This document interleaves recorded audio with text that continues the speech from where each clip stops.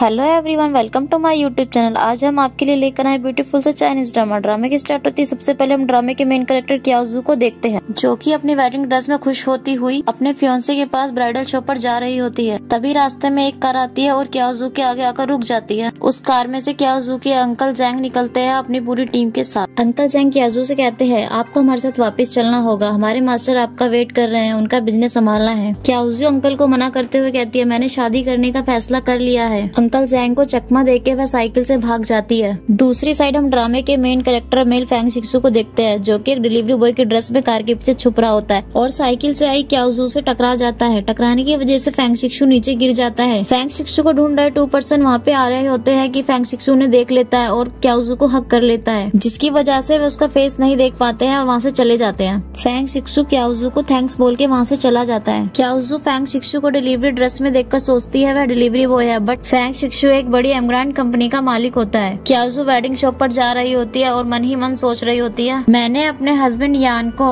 एमग्रांड general manager की position और 100 million का ऑर्डर दिलवाने में हेल्प करी है। मुझे लगता है अब ये सब मुझे यान को बताना होगा और अपनी पहचान भी बतानी होगी। क्याओजू वेडिंग शॉप पर पहुंचती है और देखती है उसका फियांसे यान किसी लड़की के साथ खड़ा हुआ है वेडिंग ड्रेस में। क्याओजू यान से पूछती है, तुम्हारे साथ खड़ी लड़की कौन है? यान उसको बताता है, ये मेरी फियांसे मियाओ है। क्याओजू उसको गुस्से में बोलती है, ये तुम्हारी फियांसे है तो फिर मैं कौन हूँ? यान क्याओजू को बताता है, मियाओ एक अमीर फैमिली की बेटी है और तुम तो इसके सामने कुछ भी नहीं हो। मैं अब 100 मिलियन ऑर्डर रखने वाला एमग्रांड कंपनी का मैनेजर हूँ। मुझे नहीं लगता कि अब तुम मेरे लायक हो। यान क्याओजू को बताता है, एमग्रांड कंपनी के मालिक मियाओ के कजन ब्रदर हैं, जो हमारी काम करने में हेल्प करने वाले हैं। अब तुम यहाँ से चली जाओ, तुम मेरे लायक नहीं रही। क्याओजू यान से बोलती है, क्या तुम्हें लगता है तुमसे अच्छा मुझे कोई नहीं मिल सकता है? पास में खड़ा फैंग शिक्सू का हाथ पकड़ के क्याओजू बोलती है, तुमसे अच्छा तो ये डिलीवरी बॉय है। फैंग शिक्सू क्याओजू के कान में बोलता है, तुम क्या कर रही हो? क्याओजू फैंग शिक्सू को धीरे से बोलती है, जैसा मैं बोल रही हूँ वैसा करते जाओ। यान क्याओजू को बोलता है, दोनों की जोड़ी बहुत अच्छी है, एक डिलीवरी बॉय एक रोड पे लगाने वाली स्टॉल। क्याओजू यान को बताती है, मैं एक बड़े बिजनेसमैन की बेटी हूँ। यान उसकी बात मजाक में ले जाते हुए कहता है, तो तुम यहाँ से चली क्यों नहीं जाती हो? अपना बिजनेस संभाल क्यों नहीं लेती हो? क्याओजू फैंग शिक्सू का हाथ पकड़ के बाहर चली जाती है और फैंग शिक्सू से कहती है कि तुम मुझसे शादी करोगे? फैंग शिक्सू कहता है, मेरी फैमिली वाले भी लड़की देख रहे हैं तो हम क्यों ना शादी कर लें। दोनों अपने मैरिज सर्टिफिकेट एक्सचेंज कर लेते हैं। क्याओजू सर्टिफिकेट पे फैंग शिक्सू का नेम पढ़ती है और बोलती है, एमग्रांड कंपनी के मालिक का नेम भी सेम ही है। फैंग शिक्सू सोचता है, मुझे अभी अपनी पहचान नहीं बतानी होगी कि मैं ही एमग्रांड कंपनी का मालिक हूँ, और क्याओजू से झूठ बोल देता है, जैसा आप समझ रही हैं वैसा नहीं है, बस हमारे नेम ही सेम है।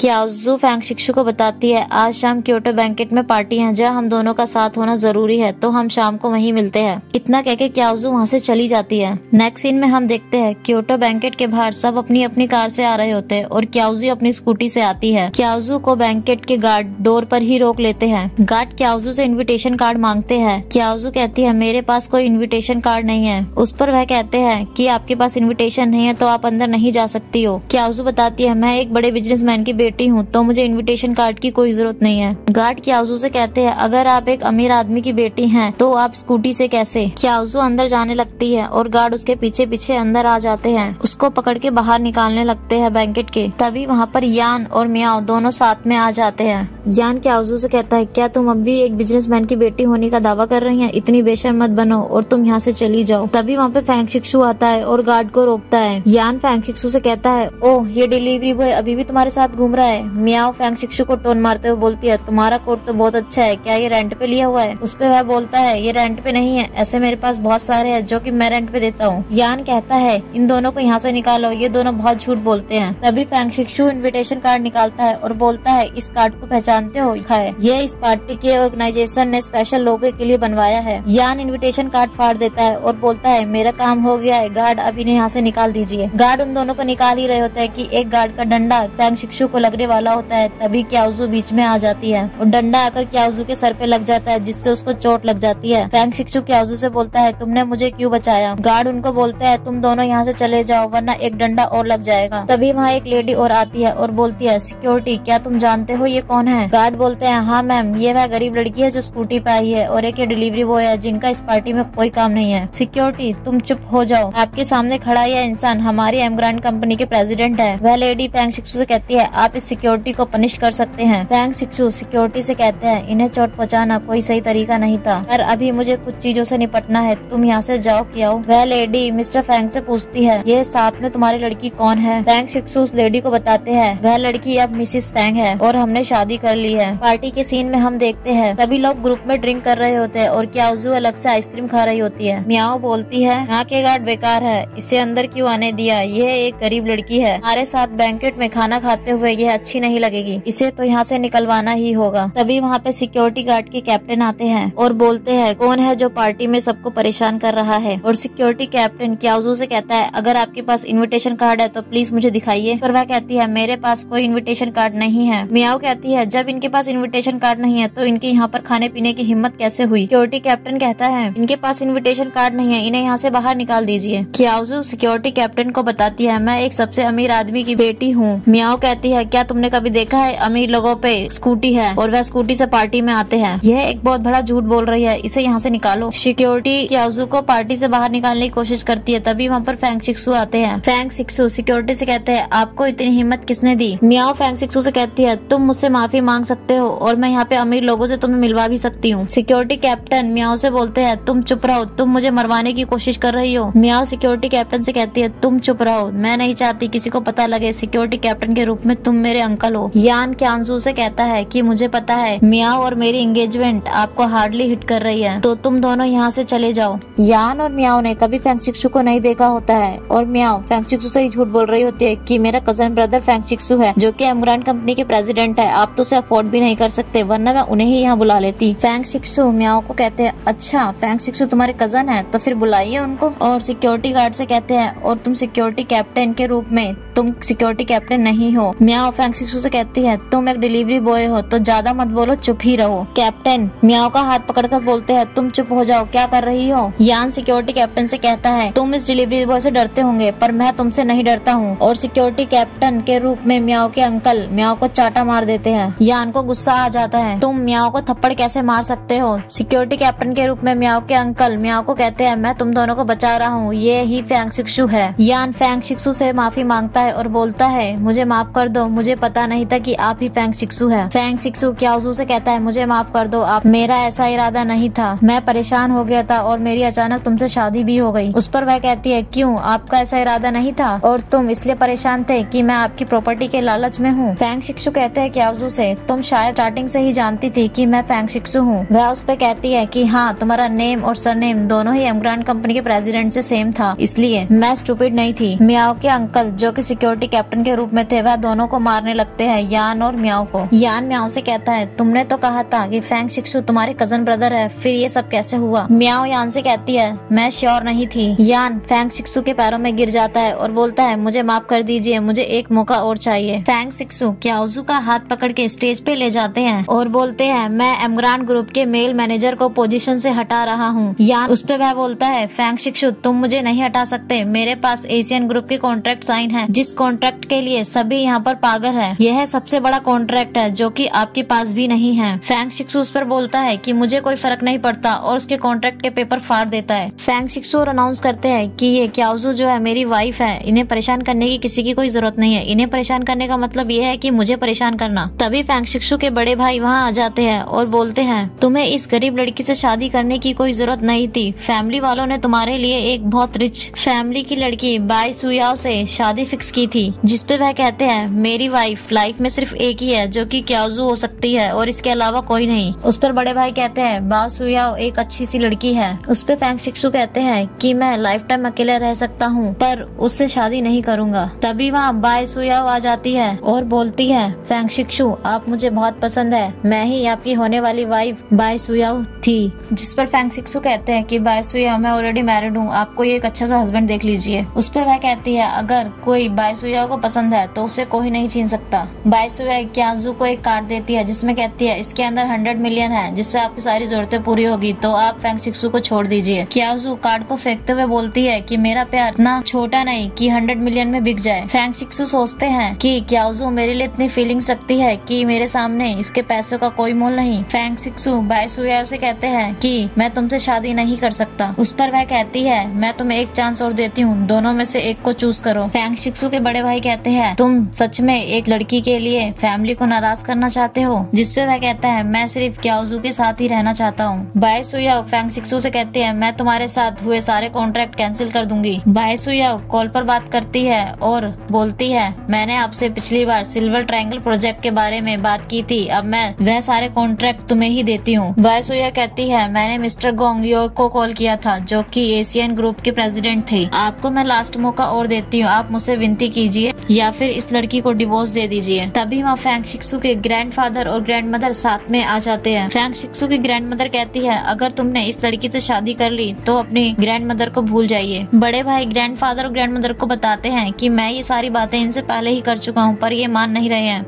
ग्रैंडमदर फैंग शिक्सू से कहती है एक अजनबी लड़की के लिए तुम अपने डैड का प्रॉमिस तोड़ रहे हो। उस पर वह कहता है जो लड़की मुझे बचाने के लिए जरा भी नहीं सोची मैं उसके लिए सब कुछ छोड़ दूंगा, पर उसका साथ कभी नहीं छोड़ूंगा। इतने में बाई सुया कहती है मैं तो आपके लिए सारे ब्रांडेड गिफ्ट लेकर आई थी जो अब मुझे सारे वापस ले जाने होंगे। फैंग शिक्सू की ग्रैंडमदर को इतने सारे गिफ्ट देखकर लालच आ जाता है और ग्रैंडमदर बाई सुया से कहती है मैं तुम्हारी शादी फैंग शिक्सू से ही करा कर रहूंगी। फैंग शिक्सू ग्रैंडमदर से कहते हैं आप पैसों के लिए इतनी ब्लाइंड मत होइए, मैं शादी तो क्याओजू से ही करूंगा। इतने में क्याओजू बाई सुया के लाए हुए गिफ्ट के पास जाती है और जिसमें से वह ज्वेलरी नेकलेस उठाकर फेंक देती है और बताती है जिस प्रॉपर्टी का हिस्सा ईफू विला तुम फैंग शिक्सू को गिफ्ट में दे रही हो उस ईफू विला के 2 पार्ट है, जिसमें फर्स्ट पार्ट पे बिल्डिंग बनी हुई है और सेकंड पार्ट हॉन्टेड हाउस के नेम से फेमस है, जिसकी जमीन एक सस्ते अमाउंट पे बिक रही है और तुम इन्हें एक्सपेंसिव और ब्रांडेड गिफ्ट बताती हो। बाई सुया अपने मन में ही सोचती है हॉन्टेड हाउस वाली बात क्याओजू को कैसे पता, सेल्स मैनेजर ने तो कहा था ये बात हम दोनों के अलावा किसी तीसरे बंदे को नहीं पता। उस पर बाई सुया कहती है क्याओजू तुम क्या बोले जा रही हो, ऐसा कुछ भी नहीं है। उस पर वह कहती है तुम अपने बकवास गिफ्ट यहाँ से ले जाओ और जो गिफ्ट मैं फैंग शिक्सू को देने वाली हूँ उन्हें देखो। क्याओजू ताली बजाती है और एशियन ग्रुप के लोग गिफ्ट वहाँ लेकर आ जाते हैं, जिसमें एक बहुत महंगा और सुंदर नेकलेस होता है और ईफू विला की फर्स्ट प्रॉपर्टी वाले कागज भी होते हैं, जिन्हें क्याओ फैमिली के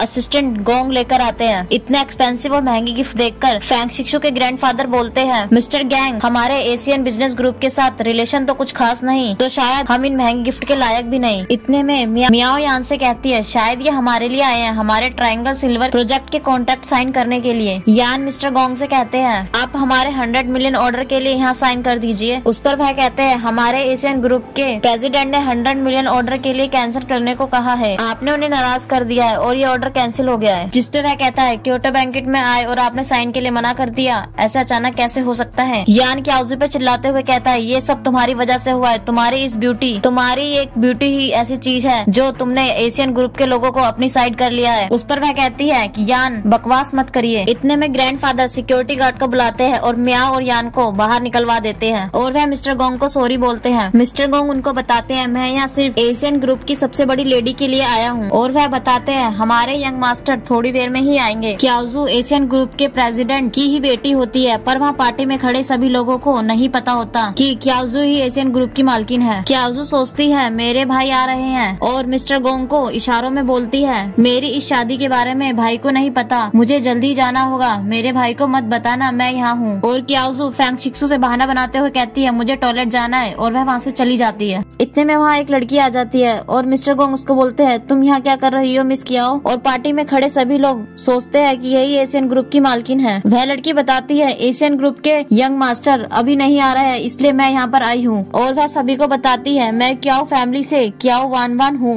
और मिस्टर गोंग मन ही मन सोचते हैं यह तो क्याओ फैमिली की अडॉप्टेड बेटी है, तो फिर ये यहाँ क्या ही करने आई हैं। ग्रैंडफादर क्याओ वान वान से कहते हैं तुम्हारे आने से हमारी पार्टी में शाइन आ गई है। जिस पर वह कहती है मैं यहाँ फैंग ग्रुप के सेकंड मास्टर के लिए आई हूँ जो कि फैंग शिक्सू है और एक इनविटेशन कार्ड निकालती है जिसे वह ग्रैंड मदर को देती है और वह बताती है कि 2 डेज में ही एशियन बिजनेस बॉल पार्टी में एक ब्लाइंड डेट है जहाँ रिचेस्ट पर्सन की डॉटर कंपटीशन में होंगी, जहाँ फैंग शिक्सू का आना बैन होगा क्योंकि क्याओ वान वान फैंग शिक्सू को पसंद करती है, इसलिए वहाँ आना उनका बैन करवा देती है। क्याओ वान वान फैंग शिक्सू से कहती है क्याओ फैमिली में शादी करके आपका फ्यूचर ब्राइट होगा। इतने में ग्रैंड मदर इन्विटेशन कार्ड ले लेती है और क्याओ वान वान से बोलती है तुम्हारा हमारी फैमिली के साथ रिलेशन बनाना बहुत ही खुशी की बात है। जिसपे फैंग शिक्सू कहते हैं आपने ये इन्विटेशन दे दिया पर मैं आपसे शादी नहीं करूंगा और मैं इस बात का ध्यान रखूंगा कि फ्यूचर में हमारे रिलेशन बिजनेस में न आए। जिसपे वह कहती है आप एक बार केयरफुली सोच ले। इतना कहके क्याओ वान वान और मिस्टर गोंग सभी वहाँ से चले जाते हैं। है। ग्रैंड मदर फैंग शिक्सू को डिवोर्स लेने के लिए बोलती है। उस पर वह मना करते हुए बोलते हैं, मैं कल बिडिंग पार्टी में पार्टिसिपेट कर रहा हूँ और बिडिंग जीत गया तो मैं एशियन ग्रुप के बिजनेस को टक्कर दे सकता हूँ और मैं एशियन बिजनेस बॉल पार्टी में जाऊंगा जहाँ मैं क्यान वान को बता दूंगा कि मेरी शादी ऑलरेडी हो चुकी है। तभी नेक्स्ट सीन में हम देखते हैं क्याओजू के पास उसके ब्रदर का कॉल आता है और वह उससे कहता है, तुम घर जल्दी वापस आ जाओ, डैड आपका वेट कर रहे हैं। क्याओजू अपने भाई को बताती है कि मैंने यान से रिश्ते तोड़ दिए हैं। उस पर वह उसको टोन मारते हुए कहता है कि हाँ, तुम्हारी तो वही बच्चे वाली आदत है जो बचपन में थी, एक खिलौने से उब जाओ तो एक न्यू टॉय चाहिए होता है। वह उससे गुस्से में कहती है, तुम क्या चाहते हो, मैं कॉल कट कर दूं और आप डैड को बता देना कि मैं जल्दी 2 दिन में वापस आ जाऊंगी। इतने में क्याओजू के पास एक मैसेज आता है जिस मैसेज में लिखा होता है, आपके मास्टर यान शान एक्सपायर हो गए हैं। क्याओजू मैसेज पढ़ के अपने मास्टर यान शान की कब्र के पास जाती है और उनको एक प्रॉमिस करती है, आपकी सारी आखिरी विशेष मैं ही पूरी करूंगी। फिर हम नेक्स्ट सीन में देखते हैं क्याओजू अपने शॉप पर बैठ के ड्रेस स्केचिंग कर रही होती है। तभी वहाँ पे उसकी असिस्टेंट आती है। वह उसे बोलती है, तुम इतनी बड़ी ड्रेस डिजाइनर हन्ना हो और फिर एक नॉर्मल सा स्टॉल क्यों लगाती हो रोड पर। उस पर वह उसे कहती है, ऐसे ही हमारे मास्टर युआन शान थे, वह इंस्पिरेशन के लिए भीड़ से छिपना पसंद करते हैं, वह हमारे लिए उतना इम्पोर्टेंट है जितना लोगों के लिए कपड़े। क्याओ अपनी असिस्टेंट को एक स्केच दिखाती है और बोलती है, ये स्केच कैसा बना है। वह उसे बताती है, ये स्केच तो बहुत अच्छा है, ये बिक जाएगा। तभी नेक्स्ट सीन में दिखाते हैं कि मिस्टर गू और मियाओ साथ में मार्केट जा रहे होते हैं। मियाओ मिस्टर गू से कहती है, मुझे वो महंगा वाला बैग चाहिए था। उस पर मिस्टर गू बोलते हैं कि कल मैं बिडिंग जीत गया तो मैं तुम्हारे लिए चांद भी ले आऊंगा। मियाओ की नजर क्याओजू पे पड़ती है जो कि अपनी स्टॉल लगा रही होती है। मियाओ क्याओजू को टोन मारते हुए कहती है, क्या तुम्हें उसने छोड़ दिया है जो तुम यहाँ पर एक छोटी सी स्टॉल लगाने जा रही हो।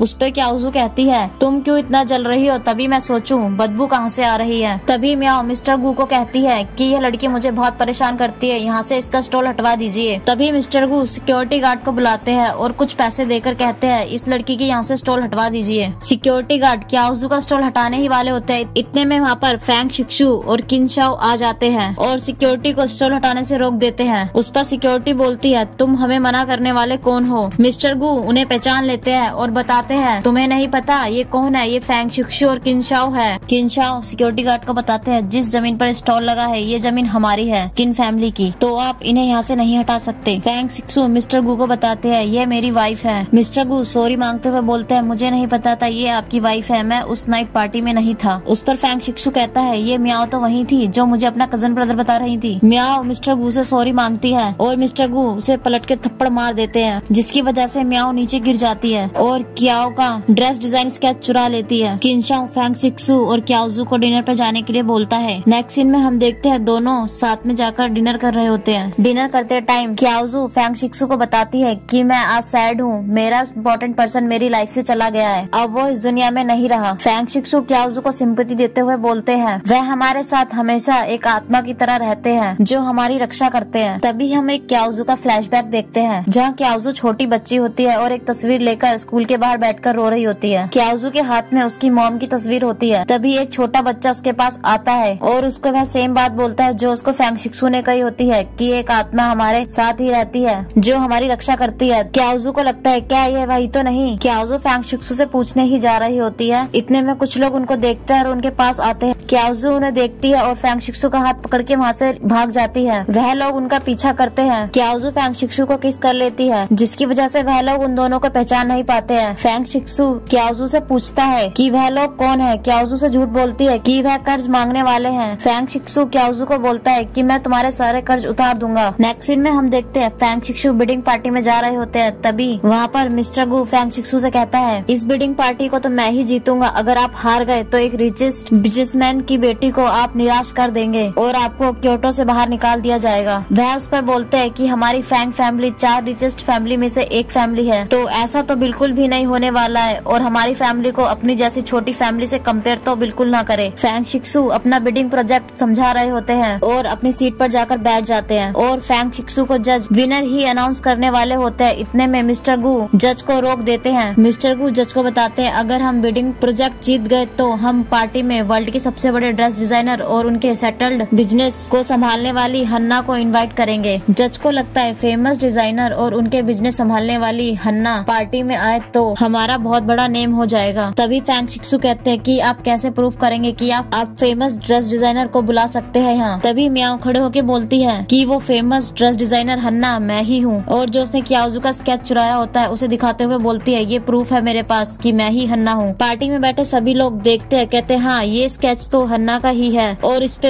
हन्ना के ही सिग्नेचर हो रखे हैं। जज कहते हैं कि हन्ना डिजाइनर में से टॉप रैंकिंग पे सबसे फर्स्ट पर है तो हमें इन्हें ही विनर बनाना होगा। तभी क्याओजू वहाँ आती है और बोलती है कि रियल हन्ना ये नहीं मैं हूँ। क्याओजू अपनी स्केच फाइल खोल के स्केच दिखाती है। तभी म्याओ सोचती है स्केच तो मैंने चुरा लिया था पर ये इसके पास कहाँ से आया, और क्याओजू पे ही झूठा इल्जाम लगाते हुए कहती है इन्होंने मेरा स्केच चुरा लिया है। क्याओजू कहती है अगर तुम हन्ना हो तो प्रूफ करके दिखाओ। तभी वहाँ पर एक पर्सन आता है और बताता है मैं ही मास्टर युआनशान हूँ और म्याओ ही एक असली हन्ना है। फैंग शिक्सू अपनी वाइफ को सपोर्ट करते हुए बोलते हैं मैं अपनी वाइफ पर पूरा बिलीव करता हूँ कि यही रियल हन्ना है। उस पर म्याओ बोलती है अगर क्याओजू ही हन्ना है तो तुम प्रूफ करके दिखाओ। तभी क्याओजू कहती है ये जो पर्सन है ये रियल मास्टर युआनशान नहीं है, उनकी तो कल 8 o'clock डेथ हो चुकी है। क्याओजू उनकी डेथ की न्यूज दिखाती है पार्टी में बैठे सभी लोगों को, जिससे प्रूफ हो जाता है कि वह नकली युआनशान है। तभी मिस्टर गू म्याओ को थप्पड़ मारते हैं और बोलते हैं इसने मुझसे फिर एक नया झूठ बोला है। तभी फेक युआनशान वहाँ से भागने लगते हैं। फैंग शिक्सू उनको जाने नहीं देते और वह घुटनों पे बैठकर बोलते हैं कि मुझे माफ कर दीजिए, मुझे ये सब करने के लिए कहा गया था। हम नेक्स्ट सीन में देखते हैं फैंग शिक्सू एशियन बॉल की पार्टी में पहुँचते हैं। स्टेज पे आई क्यान वान वान से बोलते हैं वान वान मैं तुमसे शादी नहीं कर सकता, मेरी शादी पहले ही हो चुकी है। उस पर वह कहती है तुम उस गरीब लड़की के लिए इतनी बड़ी बिजनेसमैन की बेटी को मना कर रहे हो। उस पर वह कहता है मेरी वाइफ एक टॉप डिजाइनर हन्ना है और जो मैंने बिडिंग जीती है वह मेरी वाइफ की वजह से ही है। तभी वहाँ पर क्याओजू आती है और बताती है कि तुम एक रिचेस्ट बिजनेसमैन की बेटी नहीं हो, रिचेस्ट हैंजी बिजनेसमैन की बेटी मैं ही हूँ। वान तुम तो एक अडॉप्टेड लड़की हो तो मेरे नेम से सबको पागल क्यों बना रही हो और मेरी जगह लेने की कोशिश कर रही हो। उस पार्टी में आया यान कहता है क्याओजू तुम फिर से एक नया झूठ बोल रही हो और इसे प्रूव करो। तभी असिस्टेंट गोंग क्याओजू के फादर हैंजी को लेकर पार्टी में आ जाता है। क्याओजू के डैड हैंजी क्याओ वान वान से कहते हैं तुम मुझे निराश करने की कोशिश कर रही हो, मेरी बेटी के नेम पर एक नया गेम खेल रही हो। उस पे क्याओ वान वान कहती है कि मेरा ऐसा कोई इरादा नहीं था, इतनी छोटी सी उम्र में ही क्याओजू को इतना नाम मिल गया। मैं भी एक रिचेस्ट पर्सन बनना चाहती थी और एक बड़ा नाम कमाना, जो मैं आपके नाम के बिना नहीं कर पाई। तभी वहाँ पर क्याओजू का ब्रदर आ जाता है और अपने डैड से कहता है डैड क्याओ वान पहले ऐसी नहीं थी, इनको मेडिकल प्रॉब्लम है। हालांकि मैंने इनको अपनी क्याओजू सिस्टर की तरह छोटी बहन माना था पर अब मैं इनके लिए फीलिंग चेंज कर चुका हूँ। क्याओजू का ब्रदर क्याओ वान वान को प्रपोज कर देता है। क्याओजू अपने भाई से कहती है भाई क्या आप सीरियस हैं? क्याओ वान वान उसका प्रपोजल एक्सेप्ट कर लेती है और क्याओजू फैंग शिक्सू को भी गले लगा लेती है। डैड हैंजी दोनों को अपना लेते हैं। नेक्स्ट सीन में हम देखते हैं कि फैंग शिक्सू और क्याओजू अपने फादर से मिलने उनके घर जाती है। वहाँ क्याओजू के फादर क्याओजू की तारीफ करते हुए कहते हैं मेरी एक ही तो बेटी है जो मेरे इतने बड़े बिजनेस को संभाल रही है। क्याओ वान वान जो कि क्याओजू की भाभी बन चुकी होती है उन्हें बुरा लग जाता है। तभी क्याओजू का ब्रदर कहता है क्या तुम्हारी डैड एक ही बेटी है? क्याओ वान वान भी तो तुम्हारी ही बेटी है। जिस पर डैड कहते हैं दोनों ही मेरी बेटी है पर वान वान से दिल का रिश्ता है और क्याओजू से खून का। क्याओ वान वान बुरा मानते हुए वहाँ से चली जाती है और क्याओजू कहती है मैं भी बहुत थक गई हूँ, मैं भी अपने रूम में जा रही हूँ। क्याओजू नहाने ही गई होती है पर वहाँ पे फैंग शिक्सू क्याओजू की पुरानी एल्बम देख रहा होता है जिसमें उसके बचपन की फोटोज होती हैं। उसके बचपन की फोटोज देख के वह उसे पहचान लेता है, जिस लड़की से मैं बचपन में मिला था वह तो क्याओजू ही है। तभी क्याओजू बाहर आ जाती है और फैंग शिक्सू को देखती है कि वह एल्बम देख रहा है और फैंग शिक्सू से बोलती है क्या तुमने मुझे पहचान लिया? उस पर वह कहता है हाँ मैं तो तुम्हें काफी टाइम से ढूंढ रहा था और तुम मेरे साथ ही हो, ये तो मुझे पता ही नहीं था। इतने में क्याओजू फैंग शिक्सू को हक कर लेती है। नेक्स्ट सीन में हमें दिखाते हैं क्याओजू और फैंग शिक्सू अपनी बिजनेस की बातें कर ही रहे होते हैं। वहाँ पर क्याओ वान वान आती है और फैंग शिक्सू को बताती है कि आज क्याओजू का बर्थडे है। उस पर क्याओजू खुश होकर कहती है फैंग शिक्सू हम आज के डिनर के लिए बाहर चलेंगे। तभी फैंग शिक्सू क्याओजू को प्रपोज करते हुए एक रिंग गिफ्ट में देता है और इसी के साथ ये ड्रामा यहीं खत्म होता है और हम आपको नेक्स्ट वीडियो मिलते हैं एक नए चाइनीज ड्रामे के साथ। तब तक के लिए बाय बाय, टेक केयर।